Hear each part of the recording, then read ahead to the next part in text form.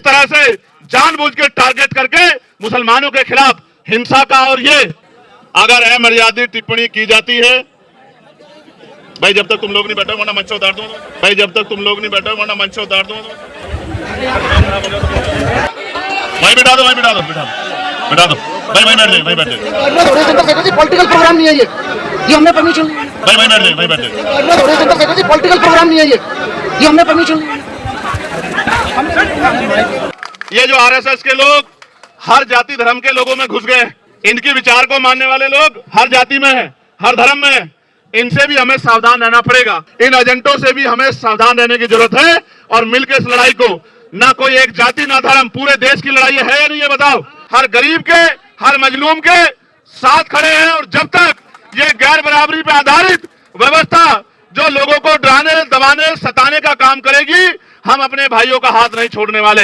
अन्य धर्मों के खिलाफ भी तमाम तरह से उनको उकसाने, डराने, दबाने और उनको अकेला महसूस कराने का जो ये षड्यंत्र किया जा रहा है, जिस शख्स ने पैगंबर साहब पे टिप्पणी की थी उस पे मुकदमा लिखवा के जेल भिजवाने का काम भी हम ही लोगों ने किया और हमारे लोगों ने गाजियाबाद में आंदोलन किया और अरेस्ट कराने का काम किया, और चाहे बहराइच में एक तरफा कार्रवाई करके जुल्म करने का काम किया जा रहा हो, इसलिए कि सरकार का एजेंडा चलता रहे, या हिमाचल में तमाम तरह से जो है कमजोरों पे जुल्म ढाने का प्रयास किया जा रहा हो, उत्तराखंड में प्रयास किया जा रहा हो, हर मोर्चे पे हमारी पार्टी, हमारा संगठन एकजुट होकर बिना किसी राजनीतिक स्वार्थ के इस लड़ाई को लड़ने का काम कर रहा है। जिस तरह से जानबूझ के टारगेट करके मुसलमानों के खिलाफ हिंसा का और ये धर्म के आधार पे जो है अपमान करने का काम किया जा रहा है, पार्लियामेंट में आवाज उठा के इस पे कानून बनवाने का काम भी हम लोग करेंगे। मेरी इस बात को आप लोग याद रखना। बुलडोजर में फिर कहता हूं, पहले दिन से हम लोग बुलडोजर के खिलाफ रहे हैं और बुलडोजर की प्रक्रिया न्याय संगत है नहीं। हम संविधान को मानने वाले लोग हैं। ये बुलडोजर गरीबों पे नहीं चल रहा है, ये बुलडोजर भारत के संविधान पर चल रहा है और इस बुलडोजर का इलाज भी हम लोगों को करना पड़ेगा। मैं आपसे फिर कह रहा हूं, बुलडोजर से नहीं, आप अपनी एकता बना के रखिए। संविधान की ताकत से बुलडोजर भी निस्तानाबूद होगा और बुलडोजर चलाने वाली सरकारें भी निस्तानाबूद होंगी। मेरी बात को आप याद रखें। मुसलमान भाइयों को मेरा यह कहना है कि आपको हजरत पैगंबर मोहम्मद साहब को पढ़ना भी चाहिए। डॉक्टर बनो, इंजीनियर बनो, वकील बनो, जज बनो, पटवारी बनो, सेक्रेटरी बनो, आईएएस बनो, आईपीएस बनो, सिस्टम का हिस्सा बनो और कुर्सी पे बैठ के अपने लोगों को आगे बढ़ाने का काम करो। इसके अलावा कोई रास्ता तरक्की में नहीं है। आजादी से पहले सरकारी नौकरियों में आपका क्या परसेंटेज था, आज क्या है, आप देखो कमी कहां रह गई। तमाम तरह की साजिशों, षड्यंत्रों के बावजूद भी, तमाम तरह के रास्ते रोके दब बजाने के बावजूद भी हम लोग आपके साथ खड़े हैं और हर कदम पर आपके साथ खड़े रहेंगे। कभी आपको अकेला नहीं छोड़ेंगे, हर कमजोर के साथ खड़े हैं। यहां उपस्थित हमारी पार्टी, संगठन और अन्य आए सभी साथी, क्योंकि दिल्ली की टीम ने मुझसे ये आग्रह किया था कि आप भी हमारे आंदोलन में शामिल होना और किस तरह से भविष्य में इस तरह की घटनाएं ना हो, इस पे अपनी बात को रखना। तो मैं यहाँ उपस्थित हर एक साथी का धन्यवाद करता हूं और साथ साथ आपको ये बताना भी चाहता हूं कि हमारी पार्टी, हमारा संगठन पहले दिन से किसी भी धर्म के खिलाफ, वहीं बैठ जाइए भाई, वहीं बैठ जाइए, वहीं बैठ जाइए, वहीं बिठा दो, वहीं बिठा दो, बिठा दो भाई, वहीं बैठ जाइए, वहीं बैठ जाइए। चंद्रशेखर जी, पॉलिटिकल प्रोग्राम नहीं है ये हमने परमिशन। कुछ साथियों को शायद कोई गलतफहमी हुई है। ये परमिशन है जो हमारे लीडर समीर साहब ने ली है। मैं ये मानता हूं, जिस तरह से लगातार हमारे लोग काम कर रहे हैं, हमारे पार्टी के प्रति, संगठन के प्रति लोगों का समर्थन बढ़ रहा है, तो इस तरह की साजिशें होनी जारी है। इनसे घबराने की जरूरत नहीं है और मेरा ये मानना है कि हमें लड़ाई लड़ने के लिए हमेशा तैयार रहना चाहिए। तो मैं अपनी बात आपसे रख रहा था, वो बात ये है, अपने धर्म की पूजा अर्चना प्रार्थना करने का अधिकार सभी को दिया है। तमाम तरह की गैर बराबरी, तमाम तरह के जुल्म और तमाम तरह की जो समस्याएं जनता के सामने आ रही हैं, उनके खिलाफ लड़ाई लड़े। इसलिए आज इस मंच के माध्यम से मैं अपनी बात को स्पष्ट करता हूं कि अगर भारत, क्योंकि बहुधर्मी देश है, अनेक अनेक धर्मों के लोग, अनेक अनेक जातियों के लोग लंबे समय से भारत में रह रहे हैं और इन सब जातियों के लोगों ने, धर्मों के लोगों ने, जब भारत गुलाम था, तमाम तरह से भारत के ऊपर जो हुकूमतें काबिज थी,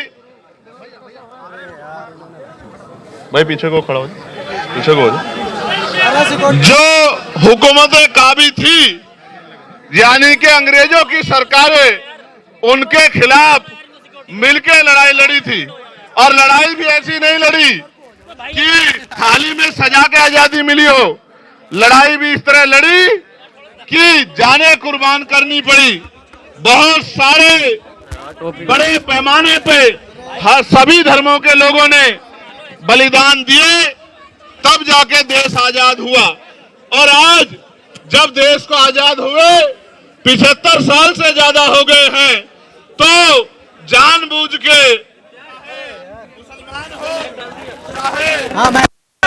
अन्य धर्मों के खिलाफ भी तमाम तरह से उनको उकसाने, डराने, दबाने और उनको अकेला महसूस कराने का जो ये षड्यंत्र किया जा रहा है, इसके खिलाफ हम, हमारा संगठन, हमारी पार्टी पूर्ण रूप से हर कमजोर के, हर गरीब के, हर मजलूम के साथ खड़े हैं। और जब तक ये गैर बराबरी पर आधारित व्यवस्था जो लोगों को डराने, दबाने, सताने का काम करेगी, हम अपने भाइयों का हाथ नहीं छोड़ने वाले।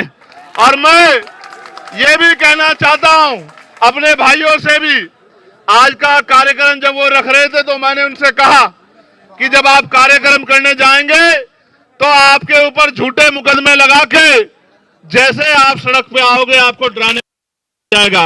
इसलिए इस काम की जिम्मेदारी जिन लोगों को, जो सबको अपना भाई बना के एकजुट होकर चलना चाहते हैं, उन भीम आर्मी आजाद समाज पार्टी के लोगों को अपने हाथों में उठानी चाहिए। क्योंकि जब आप वोट मांगने जाते हो तब तो आप सबसे वोट मांगते हो, बड़े बड़े वादे करते हो, और जब चुनाव निकल जाता है और गरीबों पे, कमजोरों पे जुल्म होता है, तो सारी पार्टियों की तरह आप भी इंतजार मत करो कि वो सड़क पे निकल के अपने आप लड़ाई लड़े। अगर आप सड़क पे निकलोगे तो उनके लिए आपको एजेंडा बना के हो जाएगा। मैं आपको विश्वास दिलाता हूं, आपको पता होगा जिस शख्स ने पैगंबर साहब पे टिप्पणी की थी, उस पे मुकदमा लिखवा के जेल भिजवाने का काम भी हम ही लोगों ने किया। और हमारे लोगों ने गाजियाबाद में आंदोलन किया और अरेस्ट कराने का काम किया। और चाहे बहराइच में एक तरफा कार्रवाई करके जुल्म करने का काम किया जा रहा हो, इसलिए कि सरकार का एजेंडा चलता रहे, या हिमाचल में तमाम तरह से जो है कमजोरों पे जुल्म ढाने का प्रयास किया जा रहा हो, उत्तराखंड में प्रयास किया जा रहा हो, हर मोर्चे पे हमारी पार्टी, हमारा संगठन एकजुट होकर बिना किसी राजनीतिक स्वार्थ के इस लड़ाई को लड़ने का काम कर रहा है। और मैं आपको स्पष्ट करना चाहता हूं, सिर्फ मुसलमान भाइयों के साथ नहीं, अगर जैन भाइयों के साथ, सिख भाइयों के साथ, किसान भाइयों के साथ, देश की करोड़ों महिलाओं के साथ, नौजवानों के साथ, गरीबों के साथ, अभी डीटीसी बसों वाला प्रकरण चल रहा है, जिसके साथ भी जुल्म होगा, हम अपनी देश की तरक्की के साथ खड़े हैं, हर व्यक्ति के साथ खड़े हैं। हम उस लड़ाई को लड़ने का काम करेंगे। और मैं आपको विश्वास दिलाता हूं, आगे किसी भी आंदोलन में आपको स्वतः आगे नहीं आना पड़ेगा। जब जब कोई जुल्म होगा, हम लोग उस लड़ाई को लड़ने का काम करेंगे। और याद रखना, ये जो आरएसएस के लोग हर जाति धर्म के लोगों में घुस गए हैं, इनके विचार को मानने वाले लोग हर जाति में है, हर धर्म में है, इनसे भी हमें सावधान रहना पड़ेगा। क्योंकि जब हम इनकी बातों में आते हैं तो फिर जो है इनके मोहरे जो है हमारे लोगों को परेशान करने का काम करते हैं, सरकार के एजेंट बनने का काम करते हैं। इन एजेंटों से भी हमें सावधान रहने की जरूरत है और मिलकर इस लड़ाई को, ना कोई एक जाति ना धर्म, पूरे देश की लड़ाई है या नहीं, ये बताओ। अगर किसी पे भी जुल्म होता है तो पूरे देश को इकट्ठा खड़ा होना चाहिए, नहीं होना चाहिए? अगर किसी को सताया जाता है तो सबको उसकी आवाज उठाई जानी चाहिए, नहीं जानी चाहिए? मैं आपको विश्वास दिलाता हूं, आप इसी पेड़ के नीचे हमने पहलवान बेटियों के सम्मान की लड़ाई भी लड़ने का काम किया था। आप सबको इस बात को याद रखना चाहिए। और आप जानते हैं पार्लियामेंट में भी उन पहलवान बेटियों के सम्मान की लड़ाई को लड़ने का काम आपके चंद्रशेखर आजाद ने किया था। और आज मैं आपको विश्वास दिलाता हूं, जिस तरह से जानबूझ के टारगेट करके मुसलमानों के खिलाफ हिंसा का और ये धर्म के आधार पे जो है अपमान करने का काम किया जा रहा है, पार्लियामेंट में आवाज उठा के इस पे कानून बनवाने का काम भी हम लोग करेंगे। मेरी इस बात को आप लोग याद रखना। लेकिन मैं आपसे भी कहना चाहता हूं कि अगर आप लोग एकजुट नहीं रहे तो आपकी एकजुटता ना रहने का फायदा दूसरे लोग उठाएंगे। हमें बुलडोजर, मैं फिर कहता हूं, पहले दिन से हम लोग बुलडोजर के खिलाफ रहे हैं और बुलडोजर की प्रक्रिया न्याय संगत है नहीं। हम संविधान को मानने वाले लोग हैं। ये बुलडोजर गरीबों पे नहीं चल रहा है, ये बुलडोजर भारत के संविधान पे चल रहा है और इस बुलडोजर का इलाज भी हम लोगों को करना पड़ेगा। मैं आपसे फिर कह रहा हूं, बुलडोजर से नहीं, आप अपनी एकता बना के रखिए। संविधान की ताकत से बुलडोजर भी निस्तानाबूद होगा और बुलडोजर चलाने वाली सरकारें भी निस्तानाबूद होंगी। मेरी बात को आप याद रखें। मुसलमान भाइयों को मेरा यह कहना है संदेश के तौर पे कि आपको हजरत पैगंबर मोहम्मद साहब को पढ़ना भी चाहिए। पढ़ना चाहिए कि उन्होंने सारी उम्र इंसानियत के लिए काम किया, कमजोरों के लिए काम किया, मजलूमों के लिए काम किया, उनको मुख्य धारा में लाने का काम किया। जो काम आज हम लोग कर रहे हैं कि हर व्यक्ति बराबर का अधिकार उसको मिले, वही काम उन्होंने किया। और उनके बाद हजरत उमर साहब ने भी वही काम किया। आपको पढ़ना चाहिए। आज तो हमारे बादशाह देखिए कैसे, तब के बादशाहों में रब के बादशाहों में फर्क भी देखिए। आज तो बादशाह 8,000 करोड़ के हेलीकॉप्टर हवाई जहाज से चलते हैं, वो तो पैदल भी चलते थे तो अपने बराबर वाले का ख्याल रखते थे। तो हमें समझना चाहिए, धर्म से बढ़कर भी इंसानियत के तौर पे भी हमें समझना चाहिए कि हमारे बड़ों ने हमें क्या सिखाया। हम तो अगर हम उनके रास्ते पे चलेंगे तो कोई मुसीबत हम पे पाबंद नहीं होगी। हमें अपने बड़ों को पढ़ना चाहिए। और सभी धर्मों में अच्छे लोग हैं, सभी धर्मों में अच्छे रास्ते दिखाने वाले पीर पैगंबर हुए हैं, महापुरुष हुए हैं। हमें उनको भी पढ़ना चाहिए और देश के संविधान के साथ खड़े होकर संविधान के आधार पर आगे बढ़ना चाहिए। इसी से हमारी तरक्की सुनिश्चित होगी। और आपको मैं कहना चाहता हूं, मॉडर्न एजुकेशन स्वीकार करो, पढ़ो, डॉक्टर बनो, इंजीनियर बनो, वकील बनो, जज बनो, पटवारी बनो, सेक्रेटरी बनो, आईएएस बनो, आईपीएस बनो, सिस्टम का हिस्सा बनो और कुर्सी पे बैठ के अपने लोगों को आगे बढ़ाने का काम करो। इसके अलावा कोई रास्ता तरक्की में नहीं है। आजादी से पहले सरकारी नौकरियों में आपका क्या परसेंटेज था, आज क्या है आप देखो, कमी कहां रह गई।